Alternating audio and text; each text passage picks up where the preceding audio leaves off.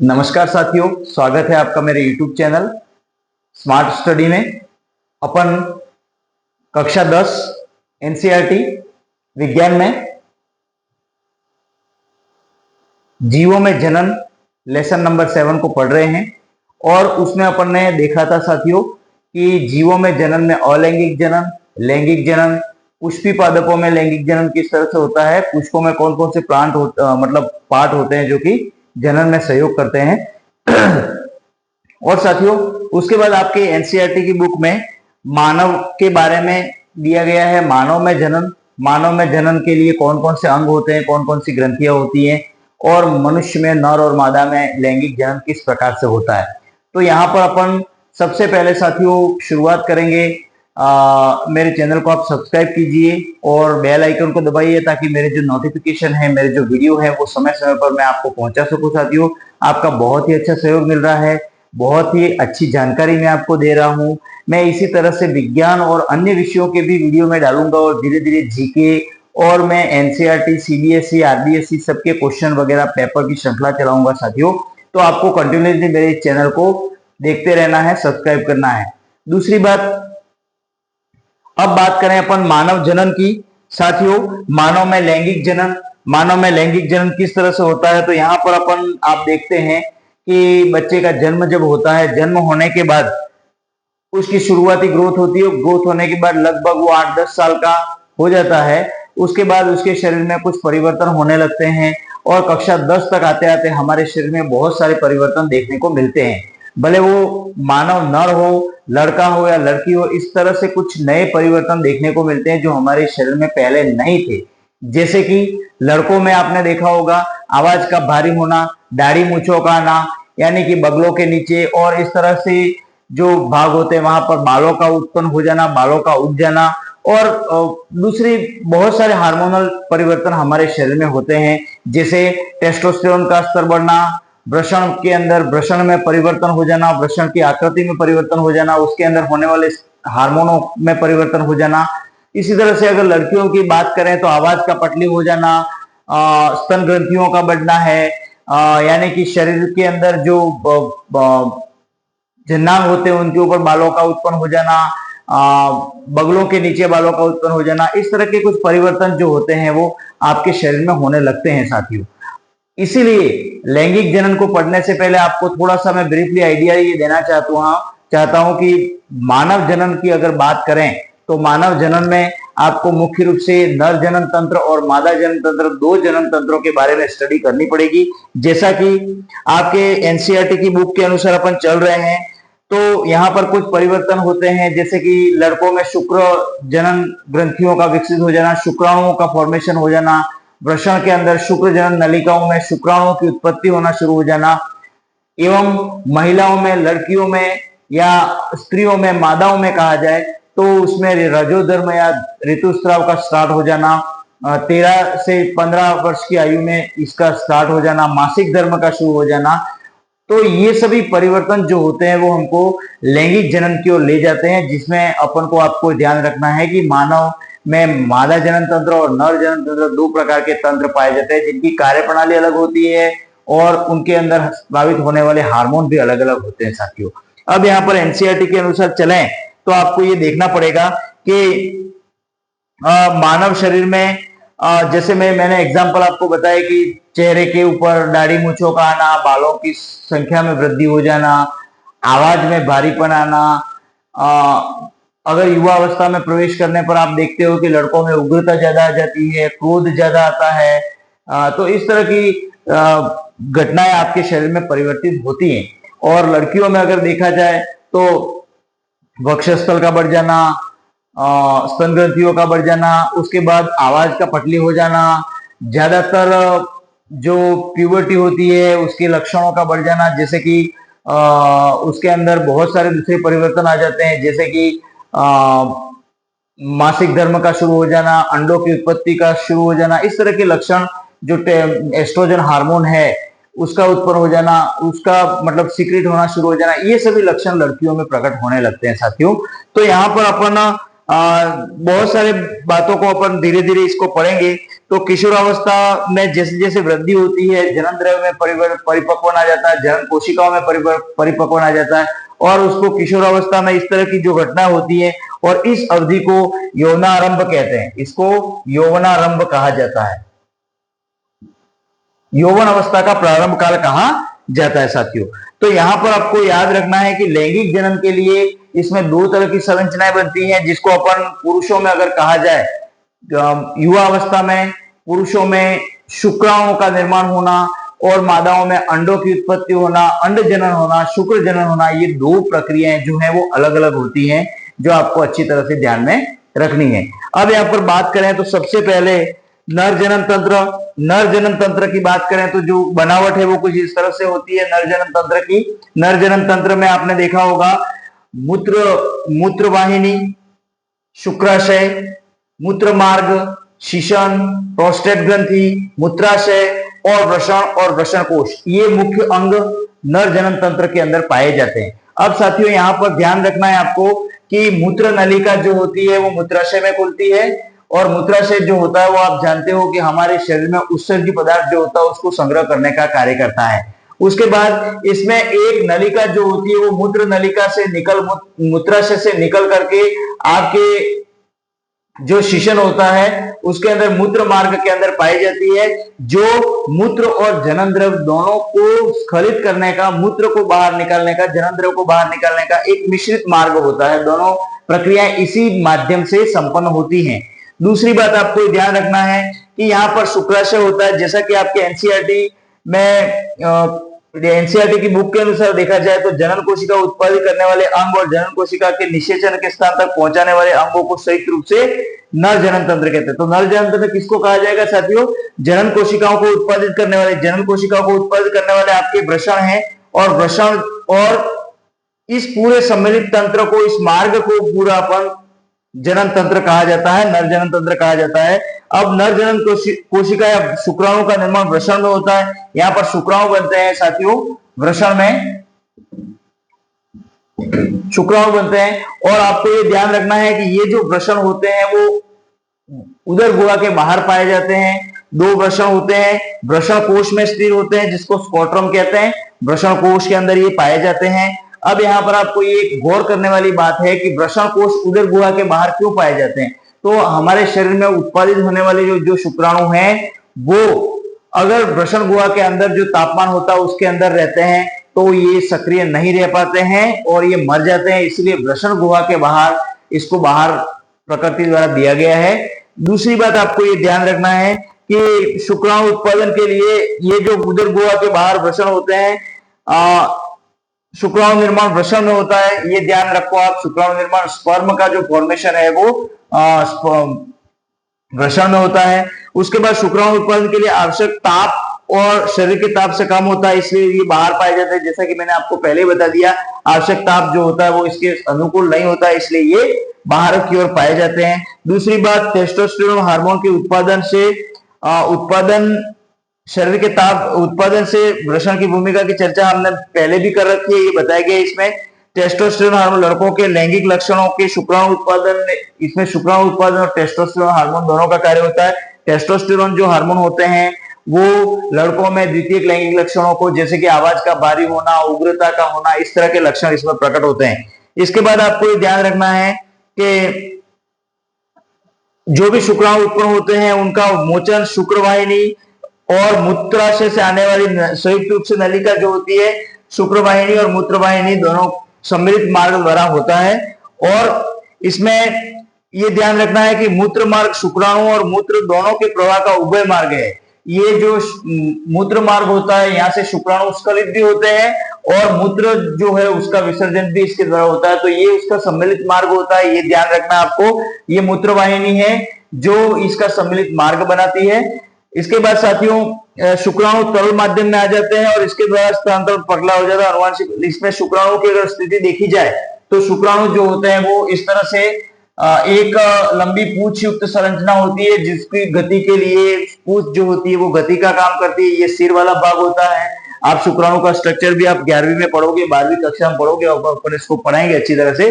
तो ये जो स्ट्रक्चर होता है वो इस तरह से होता है। इसका सिर, मध्य भाग और पूंछ, 3 भाग इसके अंदर पाए जाते हैं। ये शुक्राणु के स्ट्रक्चर होती है, शुक्राणु की स्ट्रक्चर ये पाई जाती है। तो यहाँ पर ये नर जनन तंत्र है जो आपको कॉमनली मैंने अच्छी तरह से आपको बता दिया है कि नर जनन तंत्र में कौन कौन से अंग है। एक बार मैं फिर से इसको दोहराना चाहूंगा। मूत्राशय, प्रोस्टेट ग्रंथि, ये प्रोस्टेट ग्रंथि है जो विभिन्न प्रकार के स्रावों को स्रावित करती है, जिससे मैथुन क्रिया या इस तरह की जो घटनाएं होती है उसको सुगमता से करवाया जाए। इसके अंदर लुब्रिकेशन का गुण पाया जाता है। तो ये प्रोस्टेट ग्रंथि, जैसे आपने सुना होगा, पुरुषों में अधिक उम्र के कारण प्रोस्टेट ग्रंथि बढ़ जाती है, जो कि ये मूत्र नलिका के दोनों ओर पाई जाती है, इसलिए मूत्र के निष्कासन में ये बाधा उत्पन्न करती है, बढ़ जाती है। फिर इसका ऑपरेशन करके इसको शल्य क्रिया द्वारा बाहर निकाल लिया जाता है साथियों। तो बहुत इजी प्रक्रिया है ये। अधिकतर पुरुषों में ये इस तरह की घटनाएं अधिक उम्र के कारण होती रहती है, तो ये आपको घबराने की आवश्यकता नहीं है। अगर किसी के मतलब मूत्र मार्ग में अवरोध पैदा हो रहा है, मूत्र त्याग में समस्या आ रही है, तो हो सकता है कि प्रोस्टेट ग्रंथि की वृद्धि के कारण ऐसा होता है। उसी प्रकार यहाँ पर अपन देखें, मूत्रवाहिनी, शुक्राशय, शुक्राणुओं को प्रारंभिक स्थान देने के लिए शुक्राशय पाई जाती है, ये भी ग्रंथि है। मूत्र नलिका, मूत्राशय, प्रोस्टेट ग्रंथि, शिशन, मूत्र मार्ग और शुक्राणु का उत्पादन वृषण के अंदर होता है, जो वृषण कोश के कोटरों के अंदर जमे हुए होते हैं साथियों। उसके बाद देखा जाए मादा जनन तंत्र आता है। मादा जनन तंत्र अंडाणुओं के उत्पादन और अंडाणुओं के मोचन, अंडाणुओं के निष्कासन और शुक्राणु और अंडाणु के संलयन, निषेचन का मार्ग प्रदान करता है। जैसा कि साथियों आपको दिख रहा है कि मादा जनन कोशिका और अंड कोशिका के निर्माण अंडाशय में होता है। अंड कोशिका का निर्माण, ये आपको दोनों अंडाशय दिख रहे हैं, 1 और 2 दोनों अंडाशय दाएं बाएं स्थिति में पाए जाते हैं, जो कि फैलोपियन नलिका से जुड़े होते हैं। यहाँ पर आपके फैलोपियन नलिका है, जिसको अपन अंडवाहिनी कहते हैं, ये फैलोपियन नलिका है। मादा जनन तंत्र पढ़ रहे हैं अपन, फैलोपियन नलिका, ये दोनों और 2 अंडाशय हैं जो कि अंडाणु के निर्माण के लिए सहायक होते हैं। उसके बाद आपको ये ध्यान रखना है कि ये जो फैलोपियन नलिका है उसकी दीवार जो है वो गर्भाशय, ये पूरा भाग गर्भाशय होता है, जिसको अपन यूट्रस कहते हैं, गर्भाशय कहा जाता है। अब गर्भाशय में यहाँ पर ये जो गर्भाशय है उसको आप ध्यान से देखिए। गर्भाशय में 3 स्तर होते हैं, जिसको एंडोमेट्रियम, मायोमेट्रियम कहा जाता है।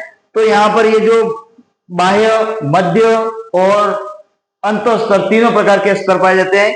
यहाँ पर जब मासिक धर्म होता है, ऋतुस्राव होता है, तो इसकी जो झिल्ली होती है वो टूट करके गिर जाती है, और जिसको अपन ऋतुस्राव कहते हैं, जो कि गर्भाशय की ग्रीवा से होकर के शरीर से बाहर त्याग दिया जाता है। तो ये जो ऋतुस्राव होता है, मासिक धर्म होता है, वो आपके गर्भाशय की दीवार के टूटने के कारण होता है, ये आपको ध्यान रखना है।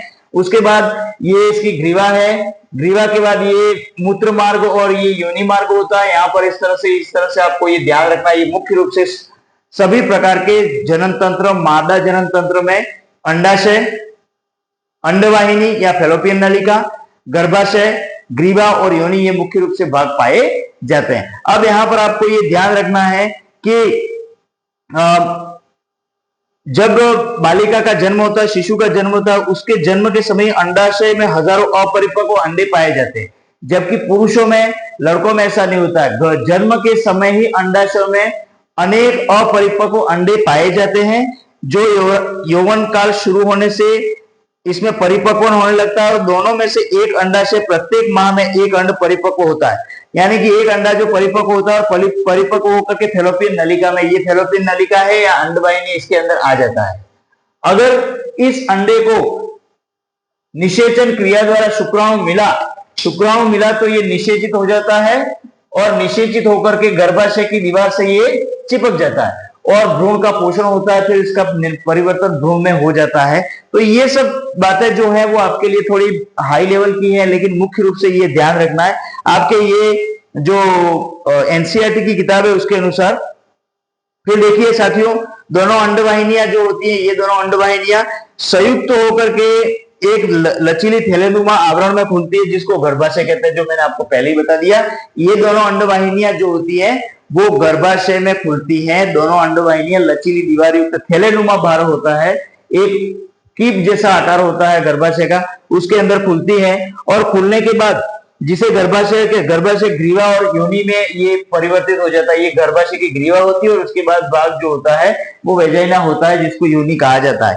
उसके बाद साथियों देखिए कि जब जनन क्रिया होती है, जनन क्रिया के दौरान शुक्राणु, बहुत सारे शुक्राणु जो होते हैं योनि मार्ग में स्थापित हो जाते हैं, यहाँ पर इस तरह से यहाँ पर वेजिना में स्थापित हो जाते हैं और यह आगे बढ़ते हुए फैलोपियन नलिका की ओर जाते हैं, अंड कोशिका की ओर जाते हैं, जो अंड कोशिका से मिल जाते हैं और इसको अंड कोशिका और शुक्राणुओं का जो संयुग्मन होता है, अंड कोशिका और शुक्राणु का जो संयुग्मन होता है उसको निषेचन कहा जाता है। उसको क्या बोला जाता है? निषेचन कहा जाता है।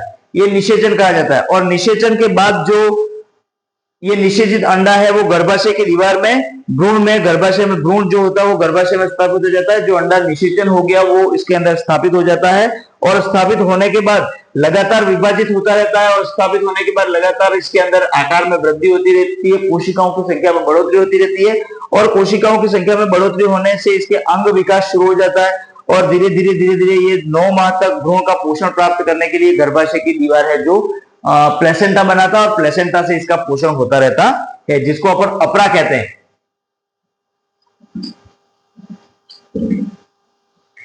भ्रूण को मां के रुधिर से पोषण मिलता है और इसके लिए विशेष प्रकार की रचना होती है जिसको अपरा या प्लेसेंटा कहा जाता है। जो भ्रूण के नाभि से जुड़ा होता है और माता के गर्भाशय से जुड़ा होता है और वो प्लेसेंटा है वो 9 महीने तक भ्रूण का पोषण करता रहता है। इसको बाहर से फीडिंग नहीं दिया जाता है, माता के रक्त से ही भ्रूण का पोषण होता है और धीरे धीरे वो गर्भाशय के आकार को बढ़ाता हुआ उसकी वृद्धि होती रहती है साथियों। उसके बाद ये प्लेसेंटा जो होता है तस्तरीमा, तो वो गर्भाशय भित्ति में धसा होता है। इससे भ्रूण के इसमें ग्लूकोज और ऑक्सीजन आदि पदार्थ रक्तस्रावण के लिए विशेष मार्ग होते हैं और वापस ये प्लेसेंटा, ये भ्रूण इस तरह से गर्भाशय में स्थापित हो जाता है और स्थापित होने के बाद भ्रूण द्वारा जो भी उत्सर्जी पदार्थ होते हैं वो भी ब्लड में, माता की ब्लड में छोड़ दिए जाते हैं और उसको बाहर की रास्ता दिखा दिया जाता है। और गर्भाशय की इसके बाद जब इसका परिपक्वन हो जाता है, भ्रूण का परिपक्वन हो जाता है, परिपक्वन होने के बाद भ्रूण में, गर्भाशय में लयबद्ध परिवर्तन होते हैं और लयबद्ध परिवर्तन होने के साथ साथ बहुत धीरे धीरे क्रमाकुंचन गति द्वारा बाहर की ओर रास्ता आ जाता है, जिसको अपन मतलब शिशु के जन्म को बर्थ कहते हैं। इसको जन्म होना पाया जाता है जो 9 महीने का लगभग पीरियड होता है। उसके बाद शिशु को आसानी से गर्भ को बाहर निकाल दिया जाता है। अब साथियों यहाँ पर एक प्रश्न आता है, आपके सामने यहाँ पर दिया हुआ है कि क्या जब निषेचन नहीं होता है अंडे का, निषेचन नहीं होता है तो क्या होता है? निषेचन नहीं होता है तो अंडा धीरे धीरे 1 दिन तक जीवित रहता है, क्योंकि अंडाशय प्रत्येक माह एक अंडा मोचित करता है। 1 महीने में एक अंडा उत्सर्ज होता है जो 1-2 दिन जीवित रहता है और जीवित रहने के लिए फिर ये धीरे धीरे नष्ट हो जाता है। निषेचन न होने की स्थिति में इस परत में धीरे धीरे वापस रीजनरेशन होता है और गर्भाशय वापस में ये जो परतें होती है वो वापस बन जाती है और लगातार 1 महीने का समय रहता है और उसके बाद वापस में गर्भाशय में पूरा वापस जो टूटी हुई दीवारें थी वो वापस परिपक्व हो जाती है और फिर उसको ऋतुस्राव, फिर वापस 28 दिन का समय होता है। उसके बाद 28 दिन या 1 महीने का समय होता है, इसमें फिर वापस रजोधर्म या ऋतुस्राव होता रहता है। तो ये साथियों ध्यान रखना है कि जब अंडे का निषेचन नहीं होता है तो अंडा नष्ट हो जाता है। कार्पस ल्यूटियम जो होता है, मानव अंडे को कार्पस ल्यूटियम कहा जाता है, जो आपके यहाँ पर नहीं दिया हुआ है एनसीईआरटी की बुक में अभी कक्षा 10 में, लेकिन कार्पस ल्यूटियम जो कार्पस एल्बिकेंस में परिवर्तन हो जाता है। अगर अंडा निषेचित नहीं होता है तो कार्पस एल्बिकेंस में परिवर्तन हो जाता है और ये धीरे धीरे नष्ट हो जाता है। उसके बाद साथियों ये तो मुख्य भाग हो गए, मैंने आपको 2 बार बता दिया नर जनन तंत्र, मादा जनन तंत्र में क्या बनता है, किस तरह से बनता है। उसके बाद यहाँ पर हार्मोनों के बारे में अगर बताया जाए तो इसमें टेस्टोस्टेरोन वृषण में और अंडाशय में एस्ट्रोजन जो नर मादा के लैंगिक लक्षणों को, द्वितीयक लैंगिक लक्षणों को निर्धारित करने का कार्य करता है। तो यहाँ पर साथियों ये जो पार्ट है वो आपके लिए बहुत ही आवश्यक है, आपके शरीर से संबंधित है, आपके शरीर रचना, जैसे इसमें आपने मस्तिष्क में देखा, उसके बाद इसके पहले वाले पार्ट में मस्तिष्क के बारे में पढ़ा, तंत्रिका तंत्र के बारे में पढ़ा। तो यहाँ पर आपके शरीर की पूरी बनावट की जानकारी धीरे धीरे दी जा रही है साथियों। अब उसके बाद यहाँ पर इस लेसन का जो अंतिम बिंदु है वो साथियों कुछ इस तरह से होना चाहिए। अंतिम बिंदु है वो जनन स्वास्थ्य से संबंधित है, तो आपको थोड़ा सा जनन स्वास्थ्य के बारे में सावधानी से जानकारी दी जाती है कि भाई जनन स्वास्थ्य के बारे में आपको क्या ध्यान रखना है। तो सबसे पहले जनन स्वास्थ्य,